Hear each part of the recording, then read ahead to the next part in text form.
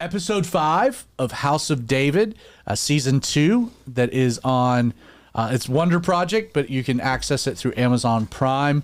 Again, just opening thought here, so well done. Like it really, like the cinematography, the you know, the coloring. The thing I notice a lot with this past episode, because they go at some point they go to Endor, because they're so like Justin had made this comment that like what the show's doing very very brilliantly and uniquely is that they're depicting this real biblical story, and it's a part of the biblical story. Like the Philistines had superior weaponry over the Israelites because they had made the transition, because they were originally kind of from Europe. They had made the transition from the Bronze to the Iron Age quicker than the Israelites, or really most of the Levant.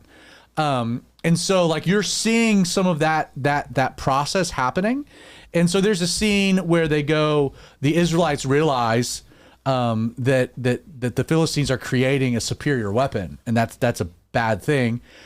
So they want to incorporate those weapons into their own arsenal, and so they're going to find this blacksmith in this town called Endor, which was an actual place, kind of a wild territory village. They didn't have little short hairy beings there. Right, it wasn't the Endor of Star Wars, right? Yeah, No Ewoks on this. no end. Ewoks. But we got hot sauce in my shot here. What's wrong with that? Yeah, no, there's nothing wrong with that. But so it's very dark. Like that whole scene is very dark, like visually. A lot of fire. Like there's no big overhead lighting, but the way that they do it, like that's not an easy thing to do well, lighting, and it dawned on me that like that's one of the things that this production crew, their lighting, whoever does their lighting tech, it is spot on. It is beautiful. Like it's very well done. It felt like, I'm going to say this as if I'd been there, but it felt very like 3rd century BC undercity chic. I don't know. They nailed it. I mean, they just nailed. It felt very real, which is very difficult, and shows that are real high budget do poorly with that sometimes. Yeah, like I really enjoyed that. All of the scenes where they're moving through Endor, and you know they have people that are doing all sorts of things in the streets around them, and it feels like, oh, they could get shanked at any moment. Right. I really enjoyed that. I thought they did that really well. They again, it's very very well done. This episode again is called The God of Swords, and we'll get into what we like regarding it. Just a quick overview. They show, so biblically speaking, you know, following David's victory over Goliath, he's brought into the courts of Saul. He's promised marriage to Merab. The love story with Michael is kind of a subplot. But there's this season and it probably covers 2, 3, maybe 4 years. You know, David kills Goliath. He's probably 17. You had to be 18 to be in the military. He's not in the military. He only comes to the front lines because he's sent by his father to bring provisions. So at most, he's 17 years old when he takes down Goliath. That's appropriate because then he's betrothed to get married, and so at 17 that was not an abnormal thing. So I think 17 is a good age, but then he's like, we know he comes to the throne at the age of 30. The Bible's clear on that. And so he ends up in the wilderness. You'll hear Bible teachers say he spends 20 years in the wilderness. No, not so at all. He doesn't spend 20 years on the run from Saul. He spends probably 8 years. So there is this period of time that covers like one chapter, give or take. There's this period of time where David is, it's between Goliath, and then it's between when he has to go on the run, where he has to flee Saul. He's fleeing for his life. And this is a couple-year period where he learns warfare. Like, he develops skills. He becomes very close with Jonathan. They become best friends. He will marry Michael. This is during the period where his fame increases, where they start to chant out that Saul's killed his thousands, but David has killed his 10,000s. That actually becomes a line in episode 5. But what I loved is it all begins with like fighting sequences, because in the last episode we've seen like David's not a warrior; he's a shepherd. He's proficient with a sling, but in warfare and during that time, it was hand-to-hand combat, which David had no training whatsoever. And so in order for him to be, as Saul had charged him, over 1,000 men, he had to be able to lead men into war. And so we see him training, but then like this episode like speeds the timeline up, it seems, where David is now, he's kind of a bad dude. And he's swinging a sword and he's leading men. And there's even a moment where like his brother, kind of defies him. And David's no longer timid, sheepish. He's like, yo, look at him in the eye. Don't you ever do that again, or there'll be a consequence. So we get into that. And then there's this whole element of the Philistines developing the superior weaponry. I love how they kind of bring in the sword of Goliath. Abner is trying to figure out who's making this stuff. Again, that's not necessarily biblical. This does lead him to Endor, where they're looking for the god of swords, the guy that invented this technology. And the course of that, we encounter the witch of Endor, who is connected to Abner. That's not necessarily biblical, but they've introduced a character that is biblical, because the witch of Endor will end up being the woman that Saul later in the story will go to conjure up, to call forth Samuel from the dead. And there's this whole exchange that happens later on in the story as a precursor ultimately to his death. And she makes some prophecies, which I think were interesting. She gets to David. She recognizes the anointing. So you're seeing like again, there's a lot of development. There's a lot of laying the framework, developing relationships, building connections. The episode ends with David basically coming to Saul and saying, I don't want to marry your daughter. I want to marry your other daughter. And that's kind of how it ends, where Saul's like, oh, you're defying me? You're defying me. And David's like, no, I am. And I'm not going to marry Merab. I want to marry Michael, which we know, again, how that plays itself out, that will happen. That will be a biblical, like this is all a biblical storyline. Justin picked up on something. We were talking about it before we sat down, that I had completely missed. Creighton had missed it. Vinny had missed it. Vinny, you've caught up, right? Yeah. Maybe before I get to that, so you've caught up. Like, give us your feel now of all 5 episodes. Just, I mean, it's your feel on it all. They're very consistent. Like, I feel like we didn't even.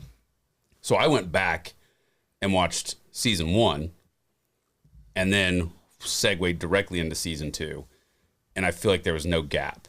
Like, they did a really good job of just making it flow right through. I do like the cinematography. I like that they haven't. I was a little bit worried that they might start over sexualizing it, because as I'm watching it by myself, I'm thinking about you watching it with your kids, Right? and there's some stuff coming up that they could have gone too far with, and I appreciate that they didn't, Yeah. We'll see. Yeah. Yeah, so... Again, David will become a man whore. I mean, yeah. the dude accumulates wives, and he becomes very much of a womanizer. Yeah. By the way, and I would... so I've got a 14-year-old, an 11-year-old, about to be an 11-year-old, and a 7-year-old daughter. We do not watch it with Mabel. So as far as a 7-year-old daughter... we watched The Chosen with her, but this, just from the violent sequences, just have not introduced that at all. It would give her probably some nightmares. As far as my sons go, again, I think it's great. Battle sequences, being men, and there are intense fighting sequences. But what I've appreciated is there's no gore. Have you noticed that there's no gore? Yeah, they keep it classy. They keep it classy. They keep it clean. You know, like I've seen some great. I mean, some of like the best battle sequences ever are like Braveheart, The Patriot. You know that last battle scene. Yeah. Saving Private Ryan, the opening scene of D-Day. You know, like Yeah. I mean, that's maybe one of. Saving Private Ryan was probably the first unbelievably realistic Oh, it was yeah. cinematic gore. Like, Yes, but it was so like that scene of D-Day yeah. was. Man, I mean, you just couldn't help it. Like, can you imagine hitting the beaches of Normandy? Oh, it made it very real. It's very like a different appreciation for what that would be. But House of David has done that as well. But we're without- not fighting with swords, so I don't Right. need all of that. Yeah, you know. I would like later on, you know, if they want to get more real with Joab throwing spears through a hanging Absalom, you know. I mean, there's a lot of David trying to win, getting the dowry for Michael by going and getting 200 foreskins of the Philistines. I mean, we I really can hope go. that they do that as classy as We possible. can, we can go a lot of different directions. But, yeah. Speaking, I mean, they did a really good job with that. With I know it's the first season. Is it the first episode where Samuel cuts up the Agag. the king Agag? Agag, yeah, that was the second they episode. did that really well, and they didn't have to show any of it for everyone to be like, "Oh, I see what's happening here." Yeah, there's blood on him, and then he like drags the he sword, drags a the- trail the of blood, sword. right? I thought they did that really well, and that was not like, you know, Saw levels of gore or something. Vinny, I but think it was effective. I think you nailed it. They've done it very tastefully. Yeah. So let's get to what Spice Daddy, you picked up on something. So up until now, I think it was the last episode, they introduced a character again, way down the like not even a secondary character. This person they just introduced him he got like one line and his name said. like Uriah the Hittite. Right.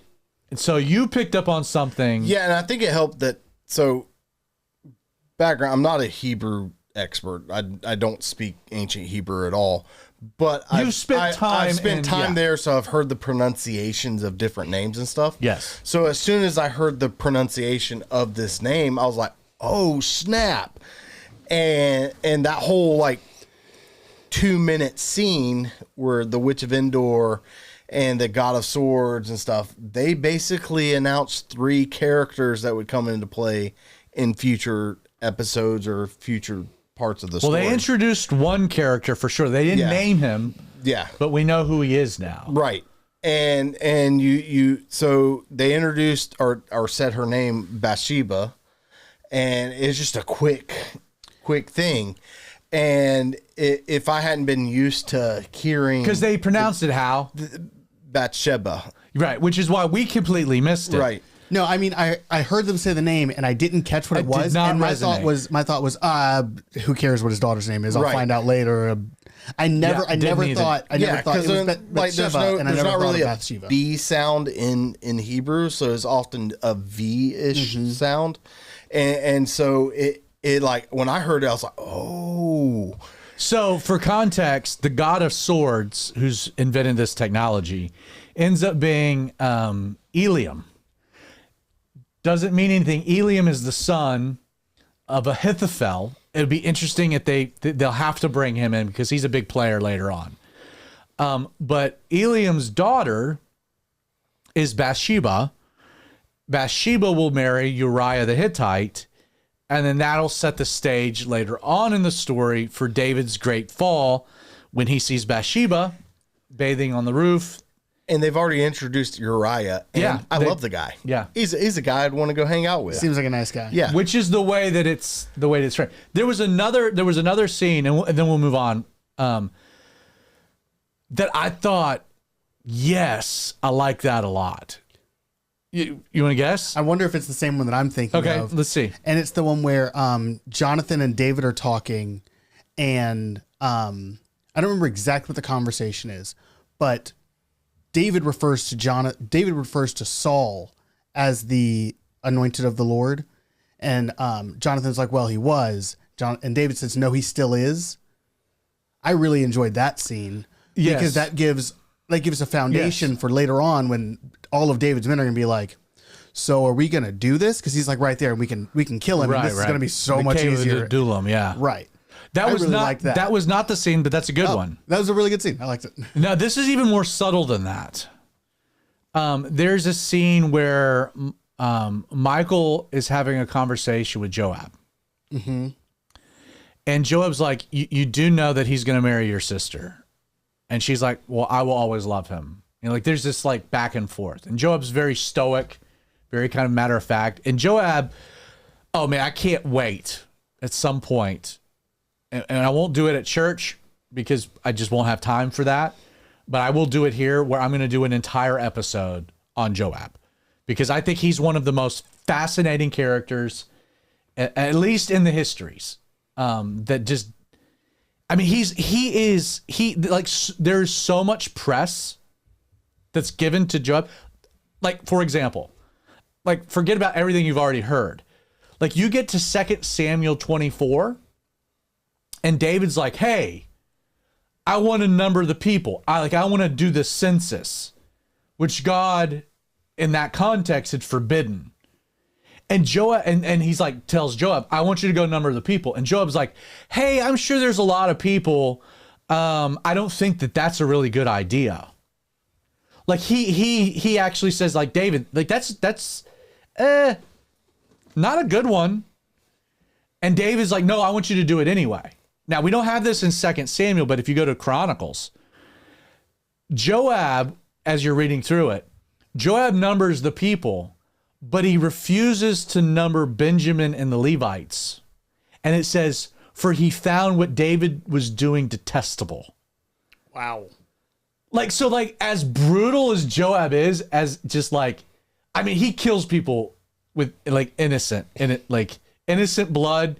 Yeah, David's not going to deal with you. I'll deal with you. Like Abner, Amasa, which we just looked at this past week, like cold-blooded, like, hey, brother. And then he guts him like a fish, leaves him in his blood to wallow. And then drags him away so that people will walk through Leave the wall. somebody else to do that. Like the roadkill. Like, I'm commander. I don't know who you think you are. Mm-hmm. Yeah, David might have made you commander. Not on my watch. Like Joab, so with that context, there's this scene where he's talking to Michael. And Michael tells him, Michael says to Joab, you need to have his back and protect him. And Joab goes, I already am. Mm-hmm. Because playing this out, like Joab will leave Saul and will go into the wilderness. Him and his brothers will be part of David's early crew. Like, there's something about Joab where he's like, even now, recognizing God's anointing and is like, and Joab will have David's back no matter what David does, no matter what David says. Joab will do the dirty work for David in spite of David. He might. Have we had confirmation yet whether Joab knows that David is anointed? Because Joab was also close with David's older brother, and they went and did some horrible things. We don't have confirmation of that yet. Now that you bring this up, I'm thinking the way that he says, I already am, he might already know that David is the anointed and actually literally protecting him right now by not telling Saul. It was such an and that could be, but it was such an interesting scene, which Joab would be like, I know it's David, and you're having problems with your brother, and I know it's not this family, but I've been sent to kill them, so I'm going to bring the brother. So he's now feeling guilty about it. Like Joab would go whack somebody to protect David. Like it is Joab's such an interesting, fascinating character. And again, that one scene, I was like, when he's like leaving the door, he goes, I already am. You know, like, yeah, you are. Oh my goodness. And then what will happen at the end? David, one of his dying breaths is he tells Benaiah, like, hey, Joab can't continue with Solomon. Like Solomon can't handle that dude. And so Benaiah goes and whacks Joab. And the instruction of David's final words, like, hey, I never dealt with Joab, but my son's not going to handle him. Go whack him. Like, it's just like the whole... Live by the sword, die by the sword. Yeah. Yeah, and Benaya's a beast too. Like we're deviating. So tonight I want to talk about